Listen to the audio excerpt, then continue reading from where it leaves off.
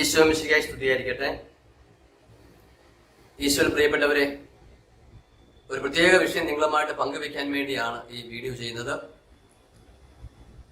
2008 April മാസത്തിൽ ഞാൻ എഴുതി പ്രസിദ്ധീകരിച്ചിരുന്ന ഒരു ഗ്രന്ഥമാണ് ഇതാ എൻ്റെ അമ്മ. ഒരുപക്ഷെ നിങ്ങളിൽ ചിലരൊക്കെ ഈ പുസ്തകം വായിച്ചിട്ടുണ്ടാകാം. അധികം പേർ വായിച്ചിട്ടുണ്ടാകില്ല, കാരണം ഈ പുസ്തകത്തിന്റെ ഒരു പതിപ്പ് മാത്രമേ പുറത്തിറങ്ങിയിരുന്നുള്ളൂ. അതിനുശേഷം ഇത് റിവൈസ് ചെയ്യാൻ വേണ്ടി പറ്റിയിട്ടില്ല. ഈ ഗ്രന്ഥത്തിൽ 3 കാര്യമാണ് പ്രധാനമായിട്ട് ഊന്നി പറയുന്നത്. ഒന്ന്, ഈശോയുടെ 2ാം വരവ്. 2, ഈശോയുടെ 2ാം വരവുമായി ബന്ധപ്പെട്ട് പരിശുദ്ധ അമ്മയ്ക്കുള്ള പ്രസക്തി.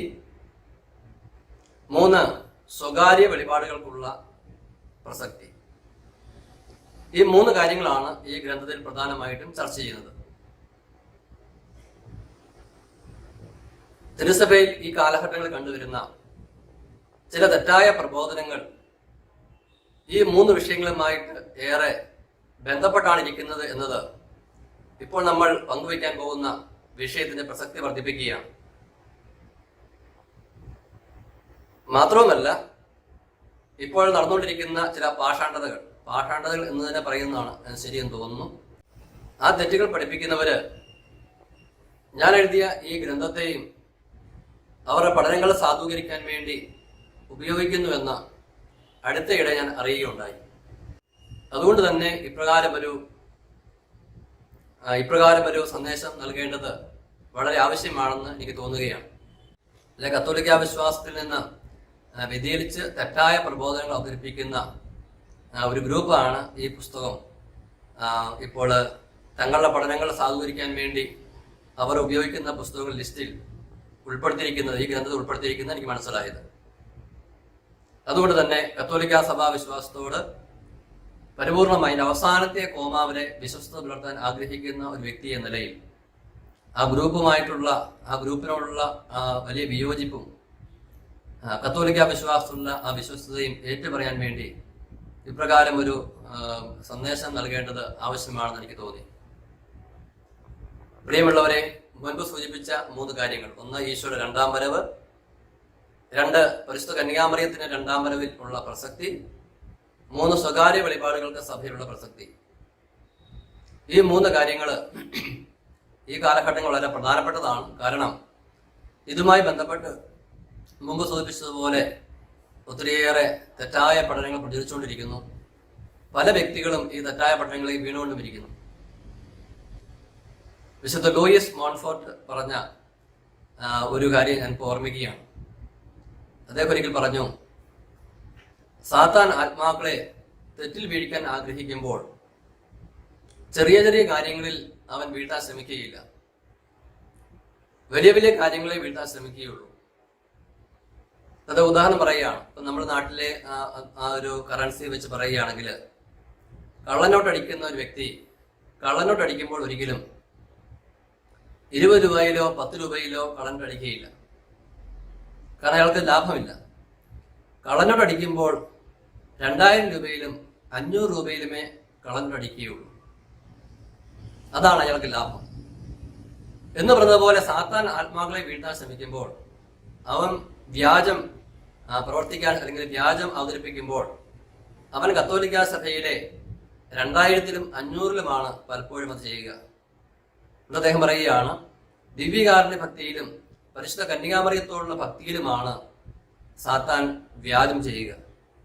എന്ന് പറഞ്ഞു കഴിഞ്ഞാൽ ദിവ്യകാരുണ്യവുമായി ബന്ധപ്പെട്ടും പരിശുദ്ധ കന്യകാമറിയുമായി ബന്ധപ്പെട്ടുമുള്ള പല അത്ഭുതങ്ങൾ ചെയ്തുകൊണ്ടോ അല്ലെങ്കിൽ ദിവ്യകാരുണ്യ ഈശോയുമായി ബന്ധപ്പെട്ടുള്ള ചില പ്രബോധനങ്ങൾ നൽകിക്കൊണ്ടോ പരിശുദ്ധ അമ്മയുടെ ചിത്രത്തിൽ നിന്ന് തേൻ വരിക, അല്ലെങ്കിൽ രക്തം വരിക, അല്ലെങ്കിൽ പരിശുദ്ധ അമ്മ സന്ദേശം നൽകുന്നതായിട്ട് വരിക, ഇങ്ങനെയൊക്കെയുള്ള കാര്യങ്ങളിൽ കൂടിയാണ് സാത്താൻ ആത്മാക്കളെ വഞ്ചിക്കുക എന്ന് മിസ്റ്റർ ലൂയിസ് മോൺഫോർട്ട് പറയുന്നുണ്ട്. ഒരു കാര്യം ഓർമ്മിക്കണം, പരിശുദ്ധ കത്തോലിക്ക സഭയിൽ പരിശുദ്ധ കുർബാനയെ ബന്ധപ്പെട്ടുള്ള അത്ഭുതങ്ങൾ നടന്നിട്ടുണ്ട്. പരിശുദ്ധ അമ്മയുടെ പ്രത്യക്ഷീകരണങ്ങളും അമ്മയുമായി ബന്ധപ്പെട്ട അത്ഭുതങ്ങൾ നടന്നിട്ടുണ്ട്. വാസ്തവമായിട്ടുള്ള കാര്യങ്ങൾ അങ്ങനെയുണ്ട്. അതോടൊപ്പം തന്നെ അതിനേക്കാൾ വളരെയേറെ ഇതുമായി ബന്ധപ്പെട്ടുള്ള തെറ്റായ വ്യാജമായ കാര്യങ്ങളും നടക്കുന്നുണ്ട്. ഈ ഒരു പശ്ചാത്തലത്തിൽ വേണം നമ്മൾ ഇന്ന് കേരളത്തിൽ നടന്നുകൊണ്ടിരിക്കുന്ന പരിശുദ്ധ കന്യകാമറിയുമായി അല്ലെങ്കിൽ മാതാവുമായി ബന്ധപ്പെട്ട കൂട്ടായ്മകള്, മാതാവിന്റെ വിമല ഹൃദയവുമായി ബന്ധപ്പെട്ട് നൽകുന്ന പ്രബോധനങ്ങളും പ്രതിഷ്ഠകളും ഒക്കെ ബന്ധപ്പെട്ട് നൽകുന്ന ചില പ്രത്യേക ശുശ്രൂഷകളൊക്കെ നമ്മൾ പരിഗണിക്കാൻ വേണ്ടി. കത്തോലിക്കാ സഭയിലെ വളരെ പ്രധാനപ്പെട്ട ഒരു ഭക്തിയാണ് പരിശുദ്ധ അമ്മയോടുള്ള ഭക്തി എന്ന് നമുക്കറിയാം. നമ്മളുടെ ഹൃദയത്തിന്റെ ഒരു ആന്തരിക ഭാവം തന്നെയാണത്. ആദിമ സഭ മുതല് പരിശുദ്ധ കത്തോലിക്കാ സഭ പരിശുദ്ധ അമ്മയോടുള്ള വലിയ ഭക്തി എപ്പോഴും പുലർത്തിയിട്ടുണ്ട്, ഇന്നുണ്ട്, യുഗാന്ത്യം വരെയും ഉണ്ടായിരിക്കും. എന്നാൽ ഇങ്ങനെയൊരു അവസ്ഥ നിലനിൽക്കുമ്പോൾ തന്നെ പരിശുദ്ധ അമ്മയോടുള്ള ഭക്തി വ്യതിചലിച്ച് അല്ലെങ്കിൽ പരിശുദ്ധ അമ്മയോടുള്ള ഭക്തിയെ വ്യാജമായി അവതരിപ്പിച്ചുകൊണ്ട് സാത്താൻ വെക്കുന്ന കെണി അത് കത്തോലിക്ക തിരിച്ചറിയണം. പരിശുദ്ധ അമ്മയുമായി ബന്ധപ്പെട്ട് പറയുന്നു, അല്ലെ പറയുന്ന കാര്യങ്ങൾ ചില സത്യമായിട്ടുള്ള കാര്യങ്ങളുണ്ടെന്ന് തോന്നുന്നു എന്ന കാരണങ്ങൾ കൊണ്ട് നമ്മൾ അതിലേക്ക് ആകർഷിക്കപ്പെടുമ്പോൾ അത് പരിശുദ്ധ കത്തോലിക്കാ സഭയുടെ വിശ്വാസത്തോട് എന്തുമാത്രം ചേർന്ന് പോകുന്നു, സഭയുടെ എന്തുമാത്രം അംഗീകാരമുണ്ട്, സഭയോടവർ എന്തുമാത്രം വിശ്വസ്ത പുലർത്തുന്നു, അനുസരണ പുലർത്തുന്നു എന്നൊക്കെ നമ്മൾ പ്രത്യേകമായിട്ട് ചിന്തിക്കേണ്ടതായിട്ടുണ്ട്. അപ്പോൾ പരിശുദ്ധ അമ്മയുമായി ബന്ധപ്പെട്ട് അല്ലെങ്കിൽ പരിശുദ്ധ അമ്മയുടെ വിമല ഹൃദയവുമായി ബന്ധപ്പെട്ട് ഒരു ഭക്തി പറഞ്ഞിരിക്കുമ്പോൾ അല്ലെങ്കിൽ ചില പ്രബോധനങ്ങൾ നൽകപ്പെടുമ്പോൾ ഉടനെ കത്തോലിക്കർ അതിലേക്ക് ചാടി വീഴാൻ വേണ്ടി പാടില്ല. രണ്ടാമത് ഉള്ള പ്രധാനപ്പെട്ട ഒരു കാര്യം ഈശോയുടെ രണ്ടാം വരവാണ്. തന്റെ സുവിശേഷത്തിൽ തന്റെ രണ്ടാം വരവിന്റെ സമയം തനിക്ക് പോലും കൃത്യമായിട്ട് അറിഞ്ഞുകൂടാ എന്ന് ഈശോ അവിടെ പറഞ്ഞു വെക്കുന്നു. ആ ഒരു വചനം അങ്ങനെ നിലനിൽക്കവേ കൃത്യമായി ഈശോ രണ്ടാം വരവിന്റെ സമയം ആഗതമായി, അല്ലെ അതുമായി ബന്ധപ്പെട്ട കാര്യങ്ങൾ കൃത്യമായിട്ട് പറഞ്ഞുകൊണ്ട് ഈശോ രണ്ടാം വരവിന് വളരെ സമീപത്ത് നടക്കുന്നു എന്ന രീതിയിൽ അങ്ങനെ അതുമായി പ്രത്യേക കാര്യങ്ങൾ പഠിപ്പിച്ചുകൊണ്ടുള്ള ചില പ്രബോധനങ്ങൾ, അതിനകത്ത് അതിന്റെയും വ്യാജം നമ്മൾ തിരിച്ചറിയണം. ഇപ്പൊ ഈശോയുടെ കാരണം ഈശോ തന്റെ രണ്ടാം വരവുമായി ബന്ധപ്പെട്ട് ചില കാര്യങ്ങൾ പറഞ്ഞിട്ട് ഒരു കാര്യം പറഞ്ഞിരിക്കുന്നത് ഈ രണ്ടാം വരവുമായി ബന്ധപ്പെട്ട് തന്നെ ചില തെറ്റായ പ്രബോധനങ്ങളും ജീവിതശൈലികളും രൂപപ്പെടും എന്നത് തന്നെയാണ്. സഭാചരിത്രം പഠിച്ചിട്ടുള്ളവർക്കറിയാം, കത്തോലിക്കാ സഭയിലും സഭയ്ക്ക് പുറത്തും ആദിമ സഭ മുതൽക്ക് തന്നെ പല പ്രാവശ്യം അനേക വ്യക്തികൾ ഈശോ രണ്ടാം വരവ് ആസന്നമായി, അല്ല ഇപ്പോൾ സംഭവിക്കും, ഉടൻ സംഭവിക്കും എന്ന രീതിയിലൊക്കെ സംസാരിക്കുകയും പ്രവചിക്കുകയൊക്കെ ചെയ്തിട്ടുണ്ട്. അതെല്ലാം പരാജയപ്പെട്ടിട്ടുണ്ട്.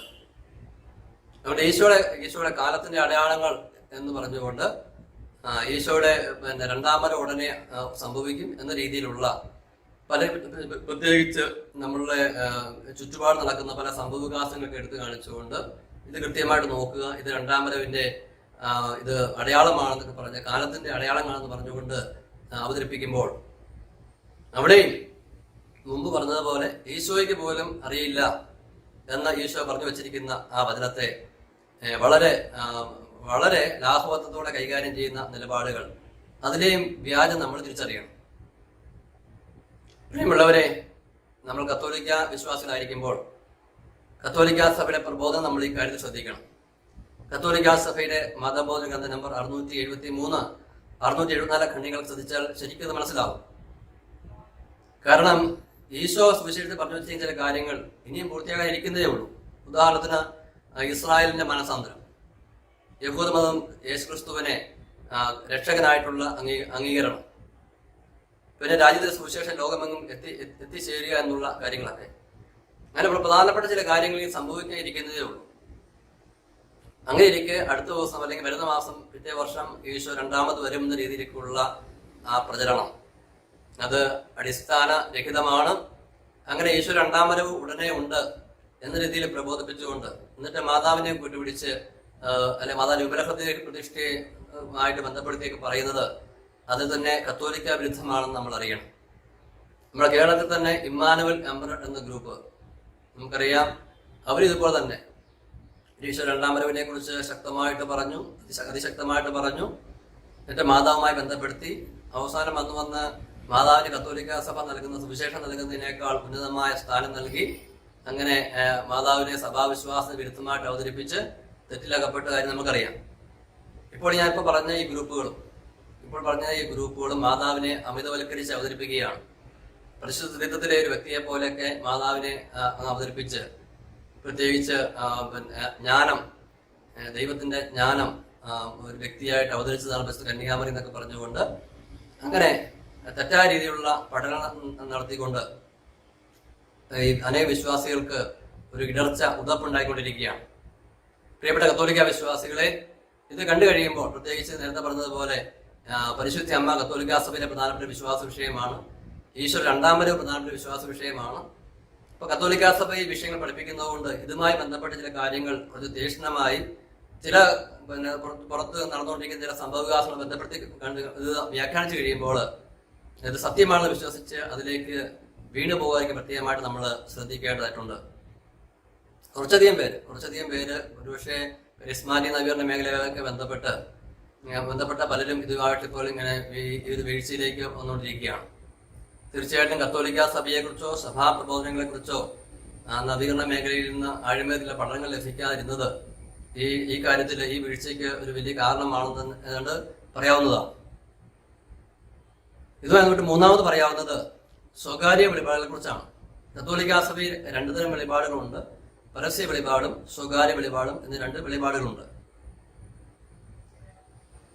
വെളിപാട് പുസ്തകത്തോടുകൂടി നമുക്ക് ലഭിച്ചിരിക്കുന്ന, അല്ലെങ്കിൽ വെളിപാട് പുസ്തകത്തിൽ അവസാനിച്ചിരിക്കുന്ന, വിശുദ്ധ ഗ്രന്ഥത്തിൽ അവസാനിച്ചിരിക്കുന്ന വെളിപാടിനെയാണ് പരസ്യ വെളിപാട് അല്ലെങ്കിൽ പൊതു വെളിപാടെന്ന് പറയുന്നത്. അതേതാണ്ട് വിശുദ്ധ ഗ്രന്ഥത്തിലും വിശുദ്ധ പാരമ്പര്യത്തിലുമാണ് ഈ പൊതു വെളിപാട് കിടക്കുന്നതെന്ന് പറയാം. സഭയുടെ പ്രബോധനം അനുസരിച്ച് ഈശോ രണ്ടാമത്തെ വരവ് വരെ ഇനി ഒരു പൊതു വെളിപാട് ഉണ്ടായിരിക്കുകയില്ല.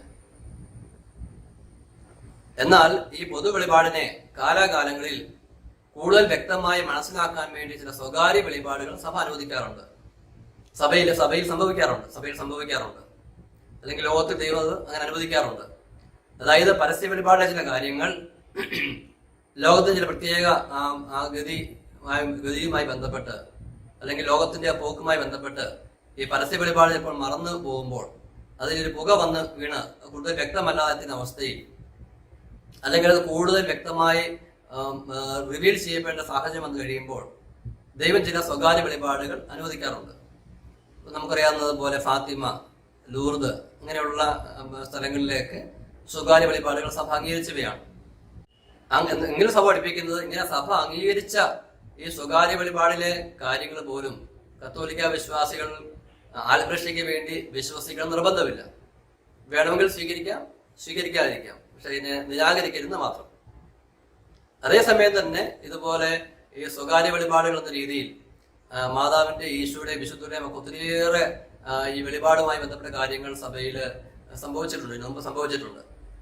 അല്ല, അതിൽ ഭൂരിപക്ഷം സഭ നിരാകരിക്കുകയാണ് ചെയ്തിട്ടുള്ളത്. കാരണം ഒത്തിരിയേറെ പഠനങ്ങൾക്ക് ശേഷം കൃത്യമായിട്ട് അത് സഭാത്മകമാണെന്ന് തെളിയിക്കപ്പെടാത്തത് കൊണ്ട് അവയെല്ലാം നിരാകരിക്കുകയാണ് ചെയ്തിട്ടുള്ളത്.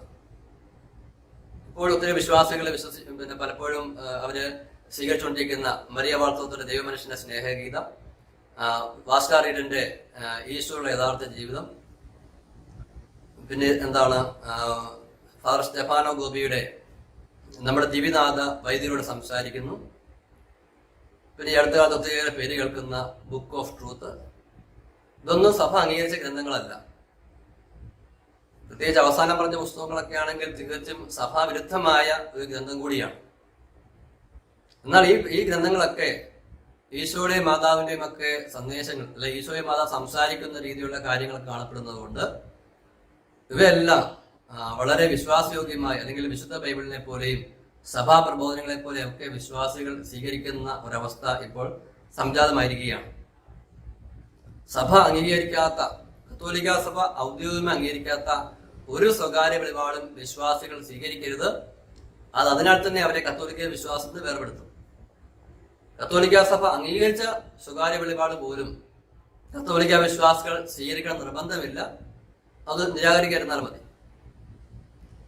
ഇതാണ് സത്യമെന്നിരിക്കെ ഈ കാലഘട്ടങ്ങളിൽ വിശുദ്ധ ബൈബിളിനേക്കാളും വിശുദ്ധ പാരമ്പര്യത്തെക്കാളും സഭയുടെ പ്രബോധനാധികാരത്തെക്കാളും ഉപരി സ്വകാര്യ വെളിപാടുകൾക്ക് പ്രസക്തി, അല്ലെങ്കിൽ സ്വകാര്യ വെളിപാടുകൾക്ക് കൂടുതൽ ശ്രദ്ധ നൽകുന്ന ഒരു അവസ്ഥ ഇപ്പോൾ കേരള സഭയിൽ, അല്ലെങ്കിൽ ലോകത്ത് തന്നെ കത്തോലിക്ക സഭയിൽ കുറച്ചധികം വർദ്ധിച്ചുകൊണ്ടിരിക്കുകയാണ്. ഇത് വളരെ അപകടകരമായ രീതിയിലുള്ള ഒരു പോക്കാണ്. തൊട്ടുമുമ്പ് സൂചിപ്പിച്ചതുപോലെ ഈശോയെ സ്നേഹിക്കുന്നു, ബൈബിളിനെ സ്നേഹിക്കുന്നു എന്നൊക്കെ അതൊക്കെ ചെയ്യുന്നുണ്ട്. എന്നാൽ തിരുസഭയും സഭാപ്രബോധനങ്ങളെയും അത് ഗൗരവമായിട്ട് സ്വീകരിക്കുന്നത് പഠിക്കാത്തതുകൊണ്ടുമാണ് ഇത്രയേറെ വലിയ വീഴ്ചകൾ സംഭവിച്ചുകൊണ്ടിരിക്കുന്നതെന്ന് എടുത്തു പറയേണ്ട കാര്യം തന്നെയാണ്. ഇനിയെങ്കിലും നമ്മളുടെ ശുശ്രൂഷാ മേഖലകളെയും കത്തോലിക്ക സഭയെക്കുറിച്ചും സഭയുടെ ഔദ്യോഗിക പ്രബോധനങ്ങളെക്കുറിച്ചും അവിടെ പ്രസക്തിയെക്കുറിച്ചും ഒക്കെ വളരെ ശക്തമായി പ്രഘോഷിക്കാൻ വചനപ്രഘോഷകര് ശ്രദ്ധിക്കേണ്ടതിന്റെ ഒരു ആവശ്യകതയാണ് ഇത് എടുത്തു കാട്ടുന്നത്. ഇപ്പൊ 3 കാര്യങ്ങൾ പറഞ്ഞു. ഒന്ന്, പരിശുദ്ധ അമ്മ. ഇപ്പൊ പരിശുദ്ധ അമ്മയെ കത്തോലിക്ക സഭ എങ്ങനെ കാണണമെന്ന് നമ്മൾ ആവശ്യപ്പെട്ടിട്ടുണ്ടോ അങ്ങനെ മാത്രമേ കാണാവൂ. അതിനപ്പുറത്തേക്ക് നമ്മൾ അമ്മയോട് കാട്ടുന്ന ഭക്തി എന്ന് വിചാരിക്കുന്ന കാര്യങ്ങൾ അത് ക്രമേണ ഒരു വിഗ്രഹാരാധനയിലേക്ക് പോലും വരാനുള്ള സാധ്യതയുണ്ട്, നമ്മൾ പോലും അറിയാതെ. പ്രത്യേകിച്ച് ഇപ്പോൾ പറയുന്ന ഈ മാതാവുമായി ബന്ധപ്പെട്ട് തെറ്റായ പ്രബോധനം നടത്തുന്നവര് വാസ്തവത്തിൽ വിഗ്രഹാരാധനയിലേക്കാണ് പോയിക്കൊണ്ടിരിക്കുന്നത്. രണ്ടാമത്തത്, കാലത്തിന്റെ അടയാളങ്ങളുമായി ബന്ധപ്പെട്ടുകൊണ്ട് ഈശോ 2ാം വരവിനെ പ്രത്യേകമായിട്ട് പ്രബോധിപ്പിക്കുന്ന ചില പഠനങ്ങൾ, അവിടെ അതിന്റെ അപകടം നമ്മൾ പറയുകയുണ്ടായി. തീർച്ചയായിട്ടും ഈശോ 2ാമത് വരും. തീർച്ചയായിട്ടും ഈശോ വചനം പറയുന്ന പോലെ ഈശോ വീണ്ടും വരും. അത് വചനത്തിൽ ആവർത്തി പറയുന്നുണ്ട്, സഭ പഠിപ്പിക്കുന്നുമുണ്ട്. നമ്മൾ ആ 2ാം വരവിലേക്ക് നമ്മൾ കൂടുതൽ അടുത്തുകൊണ്ടിരിക്കുകയാണെന്നത് സത്യമാണ്. എന്നാൽ അതിന്റെ കൃത്യമായ സമയമുള്ള അടുത്ത് വന്നിരിക്കുന്നു. ഇപ്പോൾ നടന്നുകൊണ്ടിരിക്കുന്ന ചില കാര്യങ്ങൾ കൃത്യമായിട്ട് അതിന്റെ തെളിവുകളാണെന്നൊക്കെ നിരത്തുന്ന ആ വാദഗതികൾ, അത് വളരെ തെറ്റായ നിലപാടുകളാണ് നമ്മൾ തിരിച്ചറിയണം. ഇത്തരം ഗ്രൂപ്പുകൾ നമ്മൾക്ക് ഇപ്പോൾ ഉണ്ടെങ്കിൽ ഒരുപക്ഷെ അറിയാതെ പ്രവേശിച്ചു പോയതായിരിക്കും. പിന്നീട് ഈ പ്രബോധനെല്ലാം കേട്ട് ഇത് ശരിയാണെന്ന് നമ്മൾ സത്യവിശ്വാസം അറിയത്തില്ലാത്തത് കൊണ്ട് ഈ തെറ്റായ അപക്വമായ വിശ്വാസം സത്യവിശ്വാസമാണ് തിരിച്ച് പോയതായിരിക്കും. 3ാമത്, സ്വകാര്യ വെളിപാടുകൾ തിരുസഭയെ സംബന്ധിച്ച് വളരെ പ്രസക്തമായ കാര്യമല്ല. അത് നമ്മൾ പ്രത്യേകമായി തിരിച്ചറിയണം. ഇപ്പൊ ഈ പറയുന്ന ഇപ്പോൾ നടന്നുകൊണ്ടിരിക്കുന്ന ഈ തെറ്റായ പ്രബോധനം നൽകുന്ന ഒരു ഗ്രൂപ്പിലെ ഒരു പ്രധാനപ്പെട്ട ഒരു വലിയ തെറ്റ് എന്ന് പറയുന്നത് ഫ്രാൻസിസ് മാർപ്പാപ്പയുമായി ബന്ധപ്പെടുത്തിയാണ്. 2ാം വത്തിക്കാൻ കൗൺസിലുമായിട്ട് ചേർന്ന് അതും അതിനെ തെറ്റായിട്ട് കണ്ടുകൊണ്ടാണ്. 2ാം വത്തിക്കാൻ കൗൺസിലിന് ശേഷമുള്ള സഭ ശരിയായ സഭയല്ല, അത് ശുദ്രസഭ എന്നൊക്കെയാണ് പറയുന്നത്. ശുദ്രസഭ, അതിനുശേഷമുള്ള പ്രത്യേകിച്ച് ഫ്രാൻസിസ് മാപ്പ വ്യാജപ്രവാചകൻ എന്നൊക്കെ രീതിയിലാണ് ഇവർ പ്രബോധിപ്പിക്കുന്നത്. അതിന് അവർ ആധാരമാക്കി എടുത്തിരിക്കുന്നത് ഈ പറഞ്ഞതുപോലെ അപ്രസക്തമായ ഏതൊരു പുസ്തകത്തെയാണ്. അവരുടെ അവശിഷ്ട സഭ, അതായത് അവരായിരിക്കുന്ന അവശിഷ്ട സഭ, യഥാർത്ഥ സഭ കത്തോലിക്ക സഭ, ഇപ്പോൾ മാർപ്പാപ്പ നയിച്ചുകൊണ്ടിരിക്കുന്ന പരിശുദ്ധാത്മാവിൽ മാർപ്പാപ്പ നയിച്ചുകൊണ്ടിരിക്കുന്ന ആ കത്തോലിക്ക സഭ അത് നശിച്ചുപോയ സഭയായിട്ട് കരുതുകയാണ്. പക്ഷെ ഇതൊക്കെ വിശ്വാസികള് ഇതൊക്കെ പ്രബുദ്ധരായ എന്ന് കരുതുന്ന വ്യക്തികള് വിശ്വസിക്കുന്നു എന്ന് വളരെ നിർഭാഗ്യകരമായിരിക്കുന്നു. തീർച്ചയായിട്ടും കത്തോലിക്ക സഭയെക്കുറിച്ചോ സഭാ പ്രബോധനങ്ങളെക്കുറിച്ചുള്ള അറിവിന്റെ അഭാവമാണ് ഇത് സൂചിപ്പിക്കുന്നത്. ഇനി ഈ കാര്യത്തിൽ എനിക്ക് മുമ്പ് പറ്റിയ ഒരു പിഴവ് ഈ സമയത്ത് ഏറ്റു പറയാൻ കൂടിയാണ് ഞാൻ ഈ അവസരം വിനിയോഗിക്കുന്നത്. അതായത് ഞാൻ പറഞ്ഞു കഴിഞ്ഞു, മുമ്പ് ഞാൻ പറഞ്ഞ പുസ്തകം ഇതാ എൻ്റെ അമ്മ. ഈ പുസ്തകം 2008 ഞാൻ എഴുതി പ്രസിദ്ധീകരിച്ചതാണ്. ആ കാലഘട്ടത്തില് കേരളത്തിൽ തന്നെ അറിയപ്പെടുന്ന ചില വചന പ്രഘോഷകര് അവർ ഈശോ 2ാം വരവ് ശക്തമായിട്ട് പ്രഘോഷിച്ചുകൊണ്ടിരുന്നവരായിരുന്നു. ചില അതുമായി ബന്ധപ്പെട്ട പുസ്തകങ്ങൾ തന്നെ എഴുതിയിട്ടുണ്ട്. അപ്പൊ ആ സമയത്താണ് ഈശോ 2ാം വരവ് വിഷയത്തെക്കുറിച്ച് ഞാനും പഠിച്ചു തുടങ്ങുന്നത്. അപ്പോൾ ഞാൻ ഇവരുടെ തന്നെ ഈ വിഷയത്തെക്കുറിച്ച് ശ്രദ്ധിക്കുന്നുള്ളതുകൊണ്ട് ഇവരുടെ ഗ്രന്ഥങ്ങളും പ്രബോധനങ്ങളൊക്കെ ശ്രദ്ധിക്കുകയുണ്ടായി. അപ്പൊ ഞാനും നമ്മുടെ ശുശ്രൂഷകളിൽ ഈ വിഷയം കൂടുതൽ ഊന്നൽ നൽകി പഠിപ്പിച്ചിരുന്നു. എന്നാൽ ആ കാര്യത്തിൽ അന്നുള്ള ശരിയായൊരു അറിവിന്റെ കുറവ് കൊണ്ട് ഈ മേഖല എനിക്ക് ചില തെറ്റുകൾ അല്ലെങ്കിൽ ചില പ്രബോധനമേറ്റ തെറ്റുകൾ സംഭവിക്കുകയുണ്ടായി. KCBC പ്രത്യേകിച്ച് എന്റെ രൂപതയിൽ നിന്ന് തന്നെ ഈ കാര്യം ശരിയായ നിർദ്ദേശം എനിക്ക് നൽകുകയുണ്ടായി. അന്ന് എനിക്ക് ഉണ്ടായ ചില തെറ്റുകൾ അതുകൊണ്ടാണ് ഞാൻ ഇപ്പോൾ ഈ വീഡിയോയിൽ വന്നിരിക്കുന്നത് തന്നെ. ഒന്ന്, ഈശോ 2ാം വരവ് വളരെ ആസന്നമാണെന്ന രീതിയിലുള്ള പ്രബോധനങ്ങൾ എന്നിൽ നിന്നുണ്ടായി.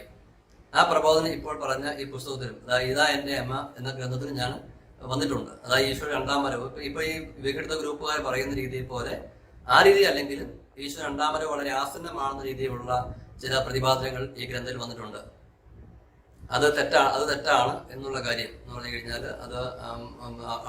ഞാൻ എഴുതിയ എൻ്റെ മാനസികാവസ്ഥ എനിക്കറിയാം. മാനസികാവസ്ഥ അനുസരിച്ച് എഴുതിയ ആശയങ്ങൾ തെറ്റാണെന്നുള്ളത് ഇപ്പോൾ ഞാനത് ഏറ്റു പറയുകയാണ്.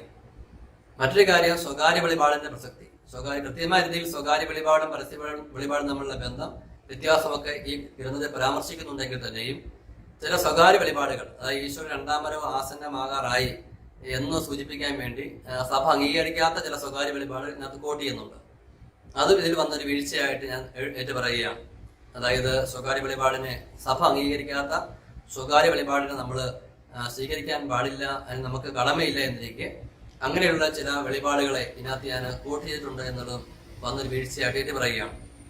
മൂന്നാമത്തെ കാര്യം അത്ര വലിയ അപകടമില്ല, എങ്കിലും ഈ പുസ്തകത്തിൽ ഈ രണ്ടാം വരവുമായി ബന്ധപ്പെട്ട് പരിശുദ്ധ അമ്മയ്ക്ക് ഒരു അമിതമായ ഊന്നൽ, ഈ പറയുന്ന ഗ്രൂപ്പുകൾ അത്രയില്ല എങ്കിൽ തന്നെ ഒരു കുറച്ചൊക്കെ അമിതമായ ഊന്നൽ ഈ പുസ്തകം നൽകിയിട്ടുണ്ട് എന്ന കാര്യവും പ്രത്യേകമായിട്ട് ഓർമ്മിക്കുകയാണ്. തീർച്ചയായിട്ടും പരിശുദ്ധ അമ്മയ്ക്ക് സഭയിൽ വലിയ പ്രസക്തിയുണ്ട്. ഈശോ രണ്ടാം വരവ് വളരെ യാഥാർത്ഥ്യമാണ്. സ്വകാര്യ വെളിപാടുകൾക്കും അതിന്റെ പ്രസക്തിയുണ്ട്. എങ്കിൽ തന്നെ നമ്മളിതിനെ പരിധി കടന്നതിനെ മനസ്സിലാക്കാൻ വേണ്ടിയും വിശദീകരിക്കാൻ വേണ്ടി പാടില്ല. ആ കാര്യത്തിൽ എനിക്കൊരു വീഴ്ചയ്ക്കകത്ത് വന്നിട്ടുണ്ട്. അതുകൊണ്ട് തന്നെയാകണം ഈ ഗ്രൂപ്പ് തങ്ങളുടെ ആശയങ്ങൾ പ്രചരിപ്പിക്കാൻ വേണ്ടി പല പുസ്തകങ്ങൾ സെലക്ട് ചെയ്തപ്പോൾ ഈ പുസ്തകം അവർ സ്വീകരിച്ചത്. എന്തായാലും ഈ പുസ്തകം ഞാൻ വളരെ പരസ്യമായിട്ട് തന്നെ ഈ പുസ്തകം പിൻവലിക്കുകയാണ്. കാരണം ഇതിന്റെ ആശയങ്ങൾ സഭയ്ക്ക് ആവശ്യമുള്ള കാര്യങ്ങൾ തന്നെ, എങ്കിലും ഇത് റിവൈസ് ചെയ്ത് വരേണ്ടതായിട്ടുള്ളത് കൊണ്ട് ഈ പുസ്തകം പരസ്യമായിട്ട് പിൻവലിക്കുകയാണ്. അതിനുശേഷം ഇത് റിവൈസ് ചെയ്ത് ഈ പുസ്തകം പുറത്തു വരും. അതുകൊണ്ട് ഈ ഗ്രന്ഥം, അതായത് ഇതാ എൻ്റെ അമ്മ എന്ന പേരിൽ ഈ ഗ്രന്ഥം ഉപയോഗിച്ചുകൊണ്ട് ആരെങ്കിലും നിങ്ങളെ കത്തോലിക്ക വിശ്വാസമാണെന്ന് രീതി പഠിപ്പിക്കാൻ വന്നു കഴിഞ്ഞാൽ, പ്രത്യേകിച്ച് ഞാനിത് പുസ്തകം എന്ന രീതിയിൽ പഠിപ്പിക്കാൻ വന്നു കഴിഞ്ഞാൽ, അത് നിങ്ങൾ ഈ വീഡിയോയിൽ പറഞ്ഞ കാര്യങ്ങൾ നിങ്ങൾ പ്രത്യേകമായിട്ട് ശ്രദ്ധിച്ച് അതനുസൃതമായിട്ട് ഇത് സ്വീകരിക്കാൻ പാടുള്ളൂ. ഇത് ഞാൻ തൽക്കാലത്ത് പിൻവലിച്ചിട്ട് റിവൈസ് ചെയ്യാൻ വേണ്ടി ഇപ്പോൾ ആഗ്രഹിക്കുന്ന പുസ്തകമാണ് പ്രത്യേകമായിട്ട് എടുത്തു പറയുകയാണ്. പ്രിയമുള്ളവരെ, ഇതിന്റെ അവസാനമായിട്ട് എനിക്ക് പറയാൻ വേണ്ടിയുള്ളത്, നമ്മളുടെ കത്തോലിക്ക വിശ്വാസത്തിൽ നല്ല ദൃഢതയുള്ളവരായിരിക്കണം. കത്തോലിക്ക തിരുസഭയെ കുറിച്ച് അറിയുന്നതിലും തിരുസഭാ പ്രബോധനം പഠിക്കുന്നതിലും നമ്മൾ വളരെ നിഷ്ഠയുള്ളവരായി തീരണം. ഐഎസ്എസ് മിനിസ്ട്രി അത് സ്ഥാപിതമായ കാലം മുതൽ, ദൈവസഭയിൽ ആ ശുശ്രൂഷ നൽകിയ കാലം മുതൽ ഈ കത്തോലിക്ക സഭാ വിശ്വാസത്തെ കൂടുതലായി മനസ്സിലാക്കാൻ വേണ്ടിയും പഠിപ്പിക്കാൻ വേണ്ടിയും പ്രതിജ്ഞാബദ്ധമാണ്. പരിശുദ്ധാത്മാവ് ആ രീതിയിലുള്ള ഒരു അഭിഷേകമാണ് മിനിസ്ട്രിക്ക് നൽകിയിരിക്കുന്നത്. ഞങ്ങൾ തന്നെ കൂടുതൽ കാര്യം പഠിച്ചുകൊണ്ടിരിക്കുന്നു. കൂടുതൽ അത് ആഴത്തിൽ സഭയുടെ ഹൃദയത്തിലേക്ക് ഒന്നായി നിന്നുകൊണ്ട് ഇത് ജീവിക്കാൻ വേണ്ടി പഠിപ്പിക്കാൻ വേണ്ടി ആഗ്രഹിക്കുകയാണ്. ആ പശ്ചാത്തലത്തിൽ സഭയെ ഏർപ്പെടുത്തുന്ന സഭാവിശ്വാസികൾക്ക് വിശ്വാസക്ഷതം വരുത്തുന്ന മുമ്പ് പറഞ്ഞ രീതിയിലുള്ള തെറ്റായ പ്രബോധനം കണ്ടു കഴിയുമ്പോൾ അതിനെ വിശ്വാസികൾക്ക് മനസ്സിലാക്കി കൊടുക്കേണ്ടത് നമ്മുടെ കത്തോലിക്ക വിശ്വാസി എന്ന നിലയിലുള്ള കടമയാണെന്ന് പ്രത്യേകമായിട്ട് പറയാൻ ആഗ്രഹിക്കുകയാണ്. തീർച്ചയായിട്ടും മുമ്പ് പറഞ്ഞ ആ ഗ്രൂപ്പുകളെ കുറിച്ചോ ആ ഗ്രൂപ്പുകളുടെ വ്യക്തികളോടോ ഗ്രൂപ്പിലുള്ള ഒരു വ്യക്തിയോടും അവരോടൊന്നും ഉള്ളിൽ യാതൊരു രീതിയിലുള്ള വെറുപ്പോ വിദ്വേഷമോ നമുക്കില്ല. അവർ പോലും അറിവില്ലാതെയാണ് കത്തോലിക്ക സഭയെക്കുറിച്ചും സഭാ പ്രബോധനങ്ങളെക്കുറിച്ചും ഉള്ള ആധ്യാത്മിക ജീവിതത്തെക്കുറിച്ചും അറിവില്ലായ്മ കൊണ്ട് ഇങ്ങനെ തെറ്റിലാകപ്പെട്ടാണ് നമുക്ക് നല്ല ബോധ്യമുണ്ട്. നമുക്ക് ഇക്കാര്യത്തിലുള്ള മിനിസ്ട്രിക്ക് ഇക്കാര്യത്തിൽ പ്രത്യേകമായ ഒരു ആഗ്രഹം, സഭയുടെ ഔദ്യോഗിക തലങ്ങളിൽ നിന്ന് ഈ ഗ്രൂപ്പിലുള്ള വിശ്വാസികളോട് പ്രത്യേകമായിട്ട് നേരിട്ടൊരു സമ്പർക്കമുണ്ടായി അവരെ കാര്യമായിട്ട് പരിഗണിച്ച് അവരെന്ത് പറയാൻ വേണ്ടി ആഗ്രഹിക്കുന്നു, എന്തൊക്കെയാണ് അവരുടെ പഠനങ്ങൾ, അവരെന്തുകൊണ്ട് എന്തൊക്കെ ഉദ്ദേശിക്കുന്നത്, അത് അവരെ ശരിക്കും ശ്രമിക്കുകയും സമയം കൊടുത്ത് അവരെ പഠിക്കുകയും വളരെ സ്നേഹപൂർവമായ രീതിയിൽ അവരെ തിരുത്തുകയും അങ്ങനെ അവരെ തികച്ച് സഭാത്മകരാക്കി സഭയുടെ സ്വന്തമാക്കി തീർക്കുകയും ചെയ്യണമെന്നാണ് മിനിസ്ട്രിക്ക് പ്രത്യേകമായിട്ടുള്ള ആഗ്രഹം. ഒരു കാരണവശാലും പരുഷ്യമായ വാക്കുകൾ കൊണ്ടോ തെറ്റായ നിലപാടുകൾ കൊണ്ടോ അല്ലെങ്കിൽ അവരെ വിധിക്കുന്ന രീതിയിലുള്ള പ്രവൃത്തി കൊണ്ടോ ഒന്നും ഒരിക്കലും സഭയ്ക്ക് പുറത്തു പോകാൻ വേണ്ടിയിട്ട് ഇടയാകരുത്. മറിച്ച് അവരുടെ അജ്ഞത പരിഗണിച്ചുകൊണ്ട് അല്ലെങ്കിൽ അവരുടെ ആത്മാർത്ഥതയൊക്കെ പരിഗണിച്ചുകൊണ്ട് എത്രയും പെട്ടെന്ന് തന്നെ ഒട്ടും താമസിയാതെ തന്നെ ഉചിതമായ നടപടികളിലൂടെ അവരെ കത്തോലിക്ക സഭയിലേക്ക് ചേർന്ന് നിർത്തണം എന്നാണ് ഐഎസ്എസ് മിനിസ്ട്രിയുടെ ആഗ്രഹം. പ്രിയമുള്ളവരെ, ഈ വീഡിയോ കേൾക്കുന്ന നിങ്ങൾ ഈ കേട്ട കാര്യങ്ങൾ അതിൻ്റെ ഒരു പശ്ചാത്തലത്തിൽ മുമ്പ് പറഞ്ഞ രീതിയിലുള്ള തെറ്റായ പ്രബോധനങ്ങളിൽ നിന്ന് ഒഴിവായിട്ട് നിൽക്കുക. സഭയോടും സഭാ പ്രബോധനങ്ങളോടും വളരെ വിശ്വസ്തത പാലിക്കാൻ പ്രത്യേകമായിട്ട് ശ്രദ്ധിക്കുക. ഈ പ്രത്യേകിച്ച് ഇങ്ങനെ ഈ തെറ്റായ പ്രബോധനം പോകുന്ന വ്യക്തികൾക്ക് വേണ്ടി തീക്ഷ്ണമായിട്ട് പ്രാർത്ഥിക്കുക. അവർ സഭയിലേക്ക് തിരിച്ചു വരാൻ വേണ്ടിയും സഭയ്ക്ക് വേണ്ടി ശക്തമായി നിലകൊള്ളാൻ വേണ്ടി നമുക്ക് തീക്ഷ്ണമായിട്ട് പ്രാർത്ഥിക്കാം. നമുക്ക് നമ്മളെ തന്നെ ഈ വിശ്വാസപരമായ കാര്യങ്ങളിൽ വീണു പോകാതിരിക്കുവാൻ ദൈവത്തിന്റെ സംരക്ഷണം തേടാം. പരിശുദ്ധ അമ്മയുടെ പ്രത്യേകമായ മധ്യസ്ഥം നമുക്ക് തേടാം. അതോടൊപ്പം തന്നെ ഈ പോയ സഹോദരങ്ങൾക്ക് വേണ്ടി ആത്മാർത്ഥമായിട്ട് പ്രാർത്ഥിക്കുകയും ചെയ്യുക. ദൈവം നമ്മളെ സമൃദ്ധമായി അനുഗ്രഹിക്കട്ടെ. ആമേൻ. ഈശോ മിശിഹായ്ക്ക് സ്തുതിയായിരിക്കട്ടെ.